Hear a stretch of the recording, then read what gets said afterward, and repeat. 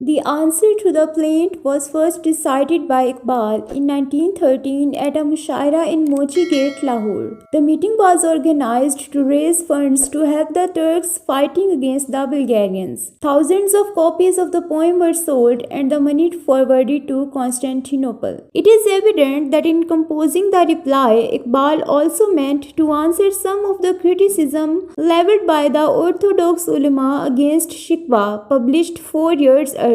In the first stanza, the poet explains that since his plaint came from the anguish in his heart, it was able to rise to the heavens. The next three stanzas embellish the theme of the first stanza in the form of a dialogue between the astral phenomena, ending with Rizwan, the sentinel of paradise, realizing that the voice belonged to a descendant of Adam who had been expelled from Eden. The rest of the poem is devoted to God's reply to Iqbal's plaint. Allah's reply points out the degradation that has taken place amongst the Muslims, who are now divided into different nations, tribes, and castes. They have departed from the teachings of the Holy Prophet and abandoned the traditions of their ancestors by reverting to idolatry and the worship of tombs. Instead of sticking to the Muslim way of life, they have been infected by Western values and the ways of Brahmins. The rich are drunk with poor. It is only the poor who gather at the mosques to pray and suffer pangs of hunger during the holy month of Ramadan. Along with the criticism, there is an exhortation to the Muslims to return to the ways of the ancestors who had made the name of Islam great by their selflessness, sacrifices, sense of justice, and valor. The younger generation of Muslims are singled out for having succumbed to the Western way of life and the charms of urban life. The concluding stanzas exhort Muslims not to lose heart but to look upon adversities such as the Bulgarian attack on Turkey as a challenge